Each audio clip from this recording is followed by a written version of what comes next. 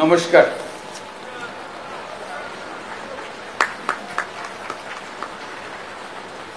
তার সঙ্গে শারদীয় দুর্গাপূজার অভিনন্দন।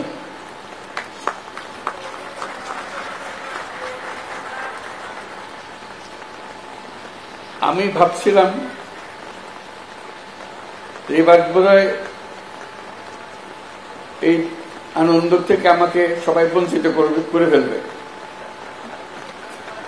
আমি নাছোড়বান্দা, আমি বললাম যে আমি যাবই।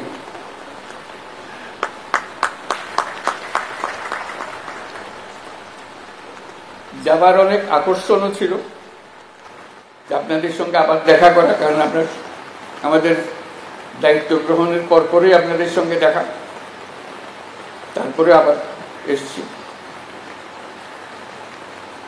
এই আনন্দ থেকে আমি বঞ্চিত হতে চাচ্ছিলাম না।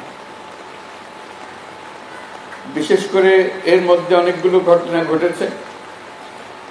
ছুটি একদিনের থেকে দুদিন হয়েছে, এখন ছুটি দুদিনের থেকে এখন 4 দিন হয়ে গেছে। ওটাতে আমার কোনো হাত নাই। এটা কেউ না কেউ বুদ্ধি করে ফেলেছে ঠিকভাবে। 4 দিনের ছুটি, কাজে সব আনন্দ এখানে একত্র হয়ে গেছে। তা বললাম যে আমাকে বাদ দিয়ে সবাই আনন্দ করবে, এটা করতে দেবো না। আমি এটাতে শরীক হবই। আমি জোর করে এসেছি, আপনাদেরকে কষ্ট দিয়েছি আপনাদের এই আনন্দের শরীক হওয়ার জন্য। আমি থাকতে পারছি না কেন? যেহেতু একই সময় যখন দুর্গাপূজা হবে তখন একই সময় জাতিসংঘের অধিবেশন চলবে, যেখানে সরকার প্রধান হিসেবে আমাকে উপস্থিত থাকতেই হবে। কাজে সেই কারণে আমি এদিকে আর থাকতে পারছি না। তবে ওই যে বললাম নাছোড়বান্দা, আগে থেকে গেলাম, অভিনন্দন জানিয়ে গেলাম। আবার সুযোগ পেলে পরবর্তীতে আরেকদিন আসবো। অনেকগুলো কথা বলেছিলাম, আপনারা মনে রেখেছেন সেগুলো। একটি বলেছিলাম যে আমরা একটা পরিবার, সারা জাতি একটা পরিবার। পরিবারের মধ্যে নানা রকমের মতভেদ থাকবে, নানা রকমের ব্যবহারের পার্থক্য থাকবে, কিন্তু পরিবার একটা অটুট জিনিস। এটাকে কেউ ভাঙতে পারে না। আমরা যেন জাতি হিসেবে এই অটুট একটা পরিবার হিসেবে দাঁড়াতে পারি, সেটাই হলো আমাদের লক্ষ্য। তার সঙ্গে আরেকটি কথা বলেছিলাম, আবারও বলতে ইচ্ছে করে, সেটা মনে করি, বারে বারে মনে করিয়ে দেব। যত ধর্মীয় পার্থক্য থাকুক, মতের পার্থক্য থাকুক, যত রকমের পার্থক্যই থাকুক, রাষ্ট্র আমাদের প্রতি কোনো পার্থক্য করতে পারবে না। রাষ্ট্র দায়িত্ববদ্ধ সবাইকে সমান মর্যাদা দেওয়ার জন্য, সে যেই হোক, সে যে ধর্মে বিশ্বাস করুক, যেই মতবাদে বিশ্বাস করুক, তার ধন অসীম ধনের অধিকারী হোক অথবা নিঃস্ব হোক, রাষ্ট্রের কাছে সে একজন নাগরিক। নাগরিকের সমস্ত অধিকার সংবিধানে লিপিবদ্ধ করা আছে। কোন সরকারের অধিকার নাই তাকে কোন জায়গা থেকে বঞ্চিত করা, ক্ষুদ্র পরিমাণও বঞ্চিত করা। কাজে আমাদেরকে ওই একটা জায়গাতে সোচ্চার হতে হবে সবসময়। আমরা পারিবারিক অন্যান্য বিষয়ে খুব সোচ্চার হয়ে যায়, মাঝে মাঝে হতে হয়, কিন্তু এটা তার চেয়ে তো বেশি যেন সোচ্চার হয় আমরা নাগরিক। আমার প্রতি কোনো রকমের বৈষম্য করা যাবে না, কারণ রাষ্ট্র আমাকে নিশ্চয়তা দিয়েছে, তালিকা করে দিয়েছে আমার প্রাপ্য কি। কাজে যত কথাই বলি সবচেয়ে বড় কথাটা বলবেন, আমি নাগরিক, আমাকে এই তালিকাভুক্ত সমস্ত জিনিসের অধিকার আমাকে দিতে হবে। ওইটাতে যদি না দাঁড়ান, বাকিগুলোতে বড় সুবিধা হয় না। নানা কথার মার পেছে এদিক ওদিক করে ফেলে, এটাতে এদিক ওদিক করার কোনো সুযোগ নেই। কাজে আবারও আহ্বান জানাচ্ছি, আপনাদের যত কথাই বলুন তার মধ্যে বারে বারে বলুন যে আমি এই দেশের নাগরিক, আমার জন্য সংবিধানে দেওয়া সমস্ত নাগরিক অধিকার নিশ্চিত করতে হবে। এই অধিকার, এইসব অধিকার থেকে এখন আমি বঞ্চিত, এগুলো আমাকে দিতে হবে। তখন আপনি সঙ্গী সাথী সবাইকে পাবেন, সারা দেশের মানুষ একসঙ্গে থাকবে, কারণ সবারই একই সমস্যা, তার নাগরিক অধিকার প্রতিষ্ঠা করা। আমরা বারে বারে লাঞ্ছিত হই, অপমানিত হই, আমরা নানা রকমের বৈষম্যের শিকার হই, যেহেতু ওই অধিকারের প্রতি আমাদের নজর নাই বা হতাশ হয়ে গেছি, অধিকারের কথা আর মুখে আসে না। এখন আসতে হবে। আমরা যে নতুন বাংলাদেশের কথা বলছি, তার মধ্যে এটা সবচেয়ে গুরুত্বপূর্ণ বিষয়, যে সবাইকে সব নাগরিক অধিকার নিশ্চিত করা, সেটা যেন আমরা করতে পারি।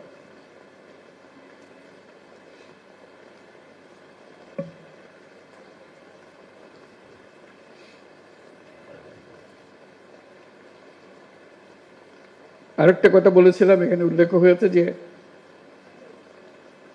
আমরা নিরাপত্তা বাহিনীর বেষ্টনের মধ্যে আমাদের ধর্ম পালন করতে চাই না। আমরা নাগরিক হিসেবে মুক্তভাবে যার যার ধর্ম পালন করতে চাই, এই অধিকার আমাদের নিশ্চিত করতে হবে। আমরা আইন শৃঙ্খলা বাহিনী, নিরাপত্তা বাহিনী সবার প্রতি ধন্যবাদ জানাই, তারা তাদের ভূমিকা পালন করার জন্য।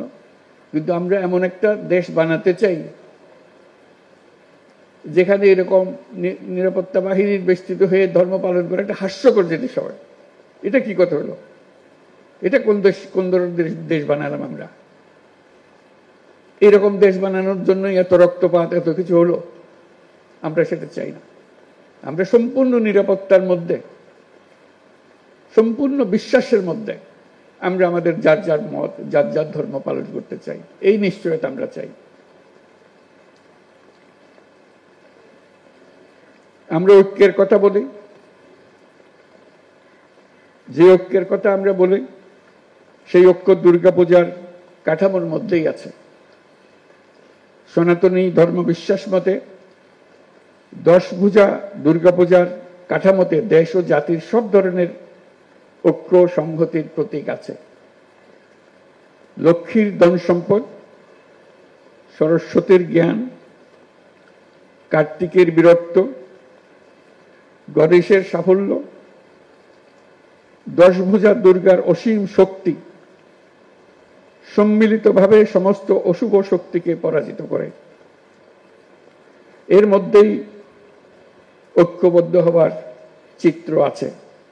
জ্ঞান নিয়ে, সম্পদ নিয়ে, শক্তি নিয়ে, সবাই যার যার শক্তি নিয়ে ঐক্যবদ্ধ হলে আমরা সব অশুভ শক্তিকে পরাজিত করতে পারব। কারো সাধ্য নেই এর থেকে আমাদেরকে বঞ্চিত করে। নিজেরা বিভক্ত হয়ে গেলে, ঐক্যবদ্ধ হতে না পারলে আমরা জাতি হিসেবে ব্যর্থ হয়ে গেলাম। আমরা জাতি হিসেবে ব্যর্থ হতে চাই না। আমাদের তরুণরা জেগেছে, আমাদের মানুষ জেগেছে। আমরা নতুন বাংলাদেশের কথা বলছি, সেটাই নিশ্চিত করতে চাই। তা না হলে এত রক্তপাতের, এত আত্মত্যাগের কি ফল পেলাম? আমাদের ছেলে মেয়েরা 24শে জুলাই যে অসাধ্য সাধন করেছে, তাদের মূল লক্ষ্য ছিল একটি বৈষম্যমুক্ত বাংলাদেশ গড়া। এখানে সব নাগরিক সমান সুযোগ পাবে। আমাদের ছেলে মেয়েরা সে যে ঘরেই জন্মগ্রহণ করুক না কেন, সে ছেলে হোক আর মেয়ে হোক, সবাই নাগরিকের সমান সুবিধা পাবে। পুরো বিশ্বকে তাক লাগিয়ে দেওয়ার শক্তি তাদের আছে। তারা কেউ বন্দী থাকার জন্য জন্মগ্রহণ করে নাই, কারো ভয়ে পালিয়ে থাকার জন্য জন্মগ্রহণ করে নাই। আমরা তাদেরকে সে সুযোগ দিতে চাই। তারা নিজের মতো করে গড়ে উঠবে, দেশকে গড়ে তুলবে, পৃথিবীকে গড়ে তুলবে। আমরা এমন রাষ্ট্র গঠন করতে চাই, পৃথিবী আমাদেরকে অনুসরণ করবে। জুলাই গণ অভ্যুত্থানের মধ্য দিয়ে আমরা বৈষম্য, দুর্নীতিমুক্ত একটি সমৃদ্ধ দেশ গড়ার যে অগ্রযাত্রা শুরু করেছি, তার সফল বাস্তবায়ন করতে হলে ধর্ম, বর্ণ ভেদাভেদ ভুলে সকলকে একসঙ্গে কাজ করতে হবে। সব অশুভ, অন্যায়, অন্ধকারকে পরাজিত করে ঐক্য সম্প্রীতির জয় হবে। বাংলাদেশ এগিয়ে যাবে কল্যাণ ও সমৃদ্ধির পথে। সবাইকে আবারও শারদীয় দুর্গোৎসবের শুভেচ্ছা জানাচ্ছি। এবার মনটা শান্ত হলো যে আপনাদের সঙ্গে দেখা হলো দুর্গাপুজো উপলক্ষে। আপনারা সাক্ষী দেবেন যে আমি হাজির ছিলাম। এখন শান্ত মনে আমি জাতিসংগীত দিকে রওনা হতে পারবো। সবাই দোয়া করবেন, আশীর্বাদ করবেন। নমস্কার, ধন্যবাদ।